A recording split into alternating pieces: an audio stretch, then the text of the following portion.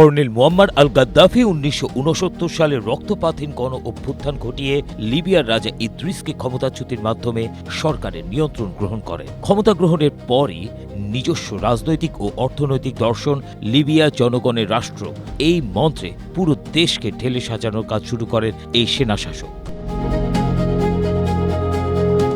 লিবিয়াতে সকল নাগরিকের জন্য বিনামূল্যে শিক্ষা, চিকিৎসা, বাসস্থান, বিদ্যুৎ, সরকারি আর্থিক সহায়তা সহ নানা কর্মসূচি গ্রহণ করেন তিনি। গাদ্দাফির শাসনামলে পানির দরে পাওয়া যেত জ্বালানি তেল, বেকারদের জন্য ছিল ভাতা।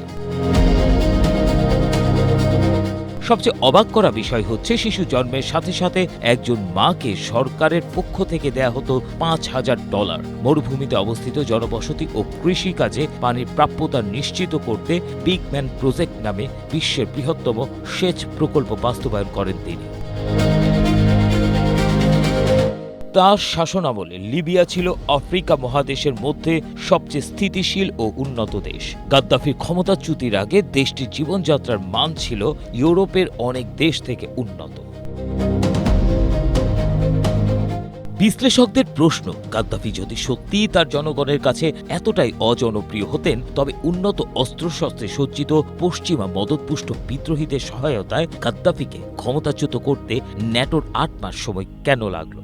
কেন ন্যাটোকে ২৬,০০০-এর বেশি বিমান ও মার্কিন ড্রোন হামলা চালিয়ে হাজার হাজার লিবিয়ানকে হত্যা করতে হলো?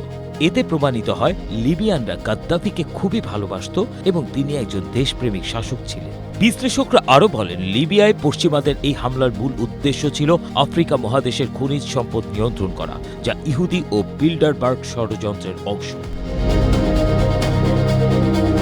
২০১১ সালের শুরুতে লিবিয়ায় $১৫৩ বিলিয়ন মার্কিন ডলারের বেশি বৈদেশিক সম্পদ ছিল এবং বিশ্বের অন্যতম বৃহত্তম সার্বভৌম বিনিয়োগ তহবিল ছিল তাদের দখলে। এ সময় বিশ্বের প্রতিটি প্রান্ত থেকে হাজার হাজার বিদেশি কর্মী কাজের সন্ধানে দেশটিতে গমন করত, যার মধ্যে কানাডা, ইতালি, ফ্রান্স, ইউক্রেন, তুরস্ক, বাংলাদেশ, পাকিস্তান, আফগানিস্তানের নাগরিকরাও অন্তর্ভুক্ত ছিল।